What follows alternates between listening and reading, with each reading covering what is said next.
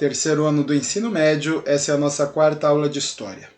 Então a gente vai tratar de imperialismo e como rivalidades entre potências industriais levaram aí à Primeira Guerra Mundial. O título do material, como vocês já estão vendo aí, as rivalidades imperialistas e a Primeira Guerra Mundial. Conteúdo: as rivalidades imperialistas e a Primeira Guerra Mundial. Objetivo: identificar e reconhecer fatos que fizeram eclodir a Primeira Guerra Mundial e seus desdobramentos. Então aqui o slide introdutório do assunto. Em 1918 terminava a Primeira Guerra Mundial, conflito centrado na Europa que deixou um saldo de 9 milhões de mortos e alterou a ordem política e econômica vigente. Mas, afinal, o que você sabe sobre a Primeira Guerra Mundial? O que levou o mundo a se desentender tanto logo no início do século XX? E ali, acima da imagem, você tem: reflita essas e outras possíveis questões acerca da Primeira Guerra Mundial. Não deixe de registrar suas observações. Então é simples, galera. É importante que vocês façam anotações referentes ao assunto. Então, nesse momento já tenham o caderno em mãos e façam anotações, façam aí as suas reflexões. Vão ocorrer alguns testes, vão haver questões aí no decorrer do estudo desse material. Façam as anotações para que a gente possa, em sala de aula, ter uma aula mais fluida, mais proveitosa, onde eu não tenha que necessariamente abordar o assunto inteiramente desde o início. Então, vocês já estudando isso aqui, vocês já chegam para a aula com alguma base. Então, conteúdo em foco: nacionalismo, um dos pontos determinantes para a eclosão da Primeira Guerra Mundial. Vamos aí à leitura desse texto. Nacionalismo: as ideologias nacionalistas exaltavam as qualidades do Estado-nação e a ideia de superioridade em relação aos demais povos. Britânicos e franceses, por exemplo, acreditavam em uma suposta capacidade civilizadora do mundo. Os alemães, por sua vez, sonhavam com uma grande Alemanha, apoiada no pan-germanismo, ideologia que defendia a anexação dos povos germânicos espalhados pela Europa Central, como holandeses, dinamarqueses, de língua alemã, austríacos, entre outros. Os russos apostavam no pan-eslavismo, a unificação dos povos eslavos dispersos pela Europa Oriental e pelos territórios do Império Austro-Húngaro, sérvios, eslovacos, poloneses, tchecos, etc. Mas havia também o pan-eslavismo sérvio, cuja missão era agrupar os eslavos do sul da Europa, eslovacos, croatas, búlgaros, etc.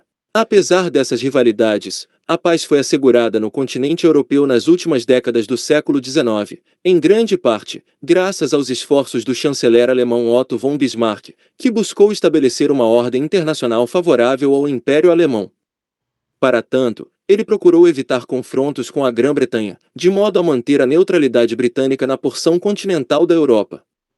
Com a França, as dificuldades eram maiores, em razão do ressentimento dos franceses após a derrota na Guerra Franco-Prussiana.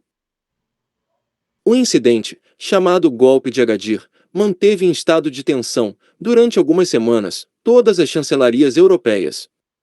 Parecia que a Guerra Franco-Alemã estouraria de um momento para outro.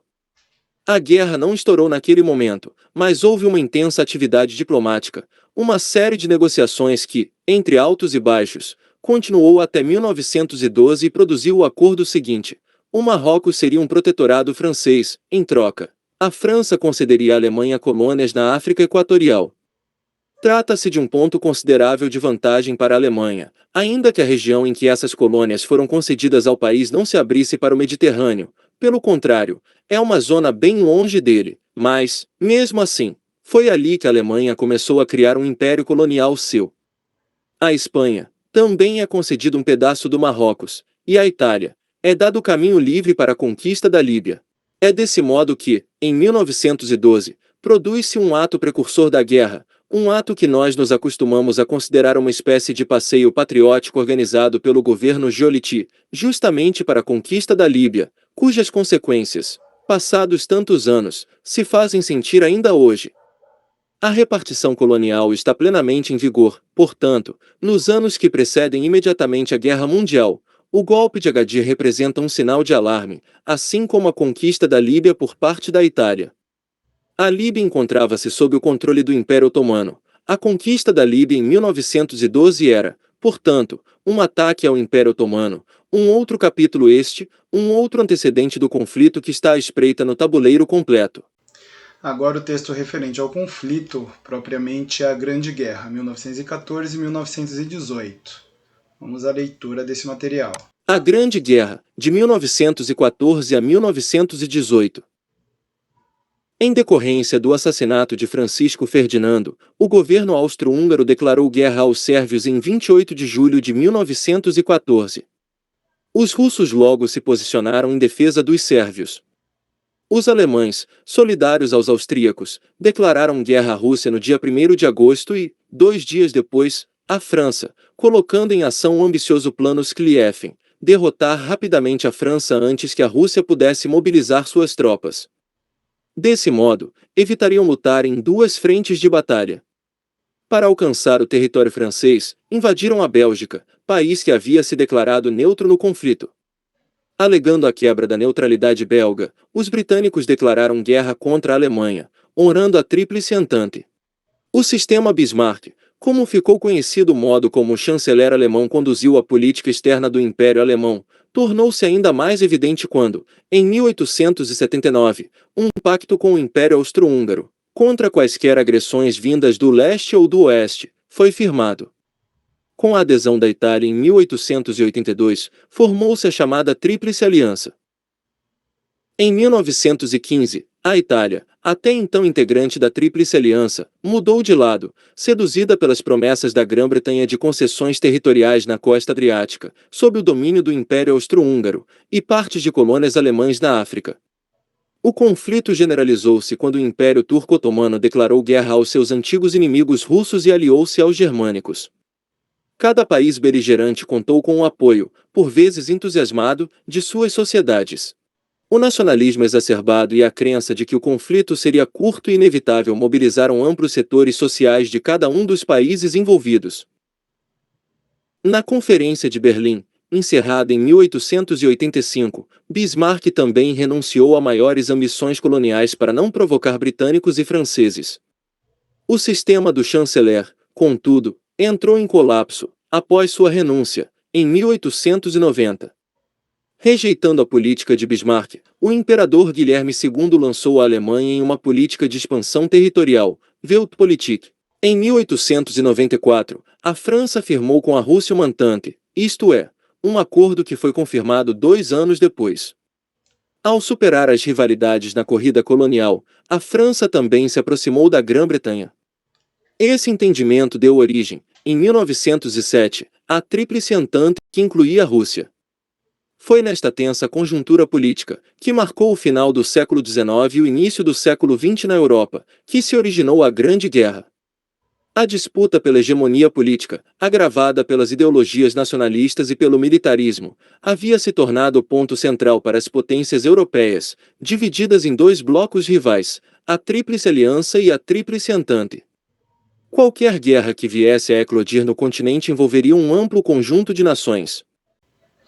Aqui o mapa das alianças militares entre as principais potências da época. Então a Tríplice Entente vai ser composta pelo Reino Unido, França, Império Russo, e a Tríplice Aliança vai ser Alemanha, Áustria-Hungria e Itália. Então são os 2 eixos aí que vão entrar em conflito e vão arrastar para essa guerra todos os seus aliados econômicos, políticos. Tá? Por isso a gente considera assim uma guerra global, centrada aqui na Europa, mas uma guerra global.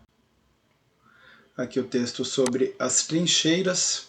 Vamos à leitura. Item curiosidade sobre a Primeira Guerra. Sabemos que a Primeira Guerra Mundial, que transcorreu de 1914 a 1918, foi um dos eventos mais terríveis já ocorridos. Seu potencial destrutivo não teve precedentes. Uma das estratégias de combate mais aplicadas durante essa guerra foi a guerra de trincheiras ou guerra de posição. Nas trincheiras, o cotidiano dos soldados era terrivelmente assustador e insalubre. Aqui uma carta de um soldado no fronte de batalha, eu vou ler para a gente. Estamos tão exaustos que dormimos mesmo sob intenso barulho. A melhor coisa que poderia acontecer seria os ingleses avançarem e nos fazerem prisioneiros. Ninguém se importa conosco. Não somos revezados. Os aviões lançam projéteis sobre nós. Ninguém mais consegue pensar. As rações estão esgotadas. Pão, conservas, biscoitos, tudo terminou. Não há uma única gota de água. É o próprio inferno. Então, ali, de uma carta encontrada no bolso de um praça alemão na Batalha do Somme. E aqui, o que o material propõe? O relato do soldado trata de algumas situações limite vivenciadas por ele. A partir das informações dos relatos dos soldados, justifique por que a vida nas trincheiras pode ser definida como o próprio inferno. É simples de justificar. Então você tem aqui a questão de descaso, falta de alimento, estar sob bombardeio, não ter água. São situações extremamente precárias, então por isso essa associação do soldado ao inferno é uma coisa muito óbvia. Mas como está no material, vamos ler a óbvia correção, né? Correção: o relato do soldado descreve uma série de condições adversas e extremamente desgastantes nas trincheiras durante a Batalha de Somme. A expressão próprio inferno é utilizada para transmitir a intensidade e a terrível natureza das experiências vividas pelos soldados. Em resumo, a combinação de exaustão, isolamento, ameaças constantes, escassez de recursos e a perda da capacidade de pensar racionalmente cria um cenário verdadeiramente infernal nas trincheiras, justificando a expressão usada pelo soldado. Bom, aqui são questões, tá? Então a gente vai ter algumas questões daqui para frente.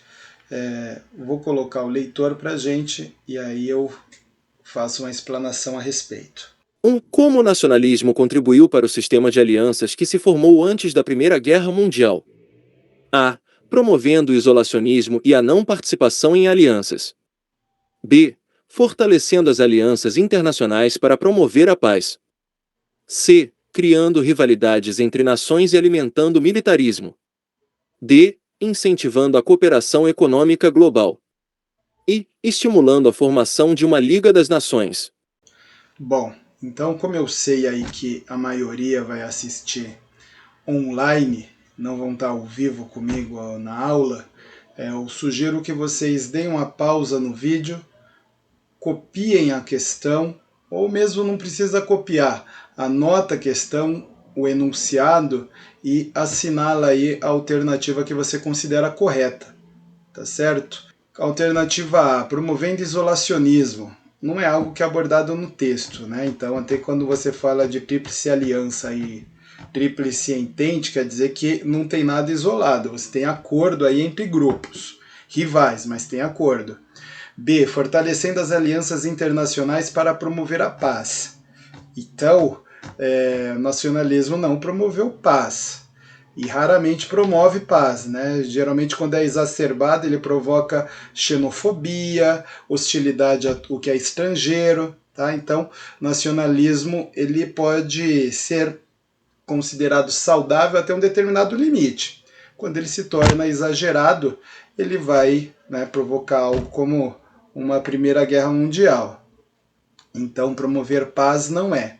C, criando rivalidades entre nações e alimentando o militarismo. Sim, é algo que a gente vai abordar na sala de aula. Eu vou falar com vocês da paz armada, tá? Então a gente vai ter as rivalidades econômicas, históricas entre as nações. Foi o que vocês viram lá no texto. Na D, incentivando a cooperação econômica global. Cooperação econômica global. Para essa época ainda não é pertinente falar em cooperação global. Então a gente vai ter mercados unificados mais para o século XX, né? De meados do século XX em diante. Então, principalmente depois da Segunda Guerra Mundial. Tá? Então a gente pode falar em incentivo à cooperação econômica global. Aí, estimulando a formação de uma Liga das Nações. Não, isso daí vai ser depois da Primeira Guerra Mundial. Então, tá posto aí para vocês a resposta, né? Bastante tranquilo. Então vamos aqui para a questão número 2. 2. Qual foi um dos principais impulsionadores do nacionalismo que contribuiu para as tensões pré-Primeira Guerra Mundial? A. A ascensão do Império Otomano. B. A busca por uma aliança pan-asiática. C. O declínio do movimento panafricano. D. O desejo de unificação nacional em alguns países europeus. E. A promoção da hegemonia cultural chinesa. Então, novamente reforço. Como você está assistindo de uma forma remota e não está síncrono, você não está aqui ao vivo comigo, né? Quem está ao vivo vai interagir comigo pelo chat, né? Depois a gente vai conversar a respeito. Mas se você está assistindo de forma assíncrona, bastante simples, dá uma pausa e anota essa pergunta aí no seu caderno, tenta responder e depois você vê aqui a minha explicação, vê a resposta do próprio material, tá? Então vamos a alternativas aqui. Alternativa A está falando da ascensão do Império Otomano. Não cabe. A ascensão do Império Otomano ela é muito tempo antes disso, ok? O Império Otomano nesse momento já não era mais tão poderoso, então já é um período de decadência do Império Otomano. Alternativa B, busca por aliança pan-asiática. Então, aliança pan-asiática, não se trata disso. O texto ele não aborda isso. Tá? Então, você tem uma aliança pan-eslavista, que é a pretensão da Rússia de unificar todos os povos eslavos, né, sobre a sua tutela ali. Na C, o declínio do movimento pan-africano. O movimento pan-africano não é desse momento histórico, isso é posterior. Então vai ser século XX, vai ser posterior à Segunda Guerra Mundial, tá? O movimento pan-africano. No D, o desejo de unificação nacional em alguns países europeus.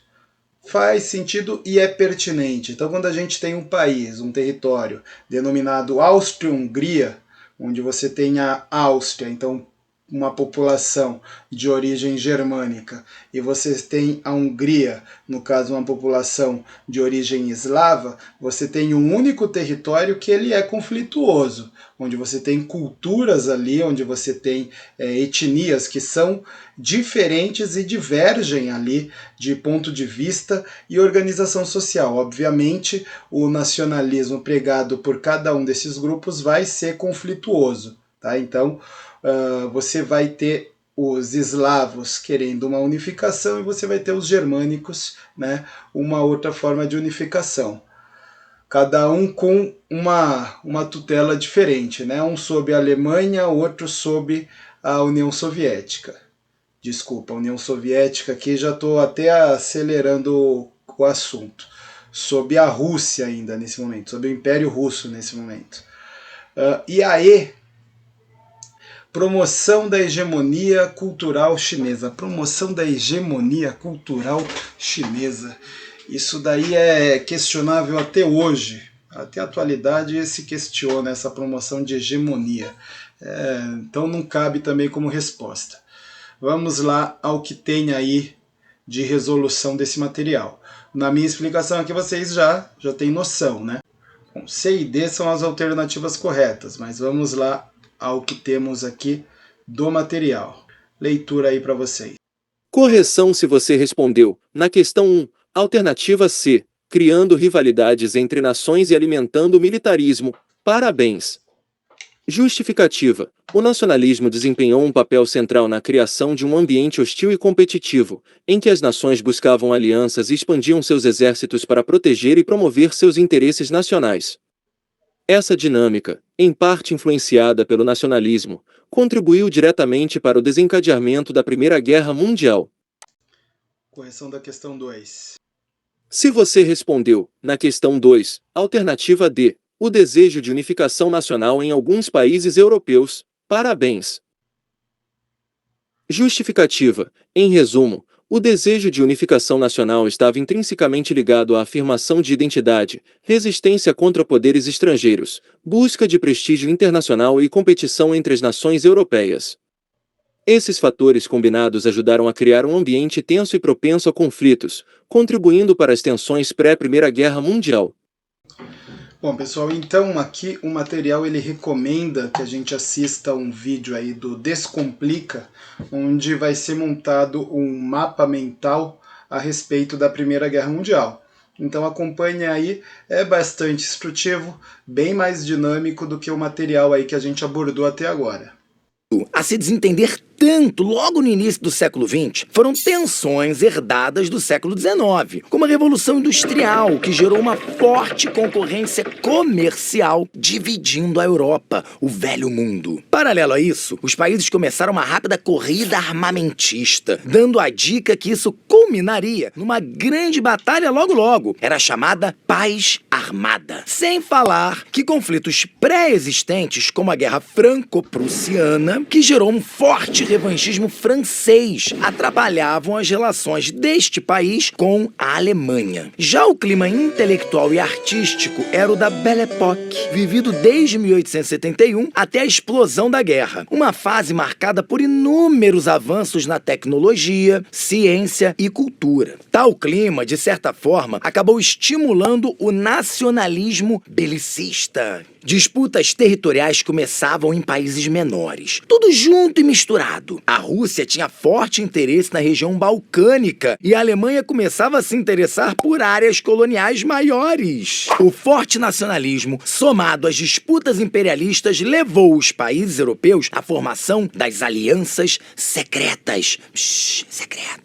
Bem no início do século XX, houve a formação das alianças militares. Eram elas a Tríplice Entente entre França, Reino Unido e Império Russo, e do outro lado vinha a Tríplice Aliança, com a Alemanha, Império Austro-Húngaro e o Reino da Itália. A Entente buscava manter a sua hegemonia. A Tríplice Aliança buscava conquistar maiores objetivos. Mas o conflito deu start mesmo em 1914, com o assassinato de Francisco Ferdinando, o herdeiro do trono austro-húngaro, por um nacionalista sérvio em Sarajevo, capital da Bósnia. Por estar desconfiada dos austro-húngaros, a Sérvia se recusou a cooperar nas investigações. Devido a essa má vontade e principalmente pelo descontentamento com o nacionalismo sérvio, a Áustria-Hungria declara guerra à Sérvia. A Tríplice Entente saiu em defesa dos sérvios enquanto a aliança apoiou a declaração austro-húngara. No primeiro momento, os exércitos ficaram apenas se movimentando. Era guerra de movimento. Cada lado fazia suas mobilizações nos sentidos de suas fronteiras. Mais adiante, os soldados passaram a cavar quilômetros de trincheiras, formando uma espécie de labirinto onde as tropas travavam batalhas sanguinárias e avançavam metros apenas em direção ao adversário. Era uma guerra estática, que além do cansaço físico das mortes, gerava um grande desgaste psicológico naqueles que continuavam nas batalhas. As batalhas contavam com o apoio da tecnologia e das invenções humanas, trazidas pela Belle Époque, com tanques, aviões e a extração de petróleo. A Tríplice Entente se saiu melhor desde o início da Primeira Guerra, mesmo com a saída da Rússia em 1917, que se retirou dos campos de batalha devido à Revolução Socialista. Em 1918, a vitória da Tríplice Entente se consolidou, contando com a participação dos Estados Unidos, que entraram com um grande reforço militar. Em 1919, na Conferência de Paris, foram estabelecidos os Tratados de Paz. Destaque para o Tratado de Versalhes, que culpava a Alemanha e seus aliados como os únicos responsáveis por toda a destruição da guerra. O cenário pós-guerra era uma Alemanha humilhada e os Estados Unidos extremamente fortalecidos. Como entraram no final, os americanos não tiveram seu território afetado e puderam se fixar como uma potência soberana. A Alemanha, além de ser obrigada a indenizar a Tríplice Entente, sofreu severas restrições via Tratado de Versalhes, algo que gerou grandes transformações políticas e econômicas no país. Um dos reflexos do desgaste do Estado foi a República de Weimar, que derrubou o imperador Guilherme II e instalou uma república liberal na cidade de Weimar. Nasceu também o Tratado da Liga das Nações, para criar uma espécie de congresso com os representantes oficiais das nações que lutaram na Primeira Guerra. Era uma espécie de antecedente da ONU. O intuito era evitar novos confrontos. Assim, os países poderiam chegar a soluções pacíficas e diplomáticas sem mimimi. Infelizmente, sabemos que esse acordo de paz não deu muito certo, né? 20 anos depois, aconteceria a Segunda Guerra Mundial. Mas isso é papo para outro vídeo. Bom, então a gente viu aí o videozinho do Descomplica É um material que eles têm chamado Quer Que Desenhe, então se vocês acessarem lá o canal Descomplica Quer Que Desenhe, vocês conseguem esses mapas conceituais. Mapas conceituais que são muito bons para ajudar a gente a organizar as ideias, a organizar o pensamento a respeito de um assunto específico quando a gente está estudando. Bom, então o que a gente aprendeu hoje? Identificamos e compreendemos fatos que fizeram eclodir a Primeira Guerra Mundial e seus desdobramentos. Se anotar alguma dúvida, por favor, levem essa dúvida para a sala de aula para que a gente possa conversar e ter uma aula aí mais proveitosa, mais fluida. Vou abordar esse assunto com mais detalhes na nossa próxima aula presencial. Então a todos um bom dia, boa tarde, boa noite, não sei em que momento você está vendo. Tchau, tchau.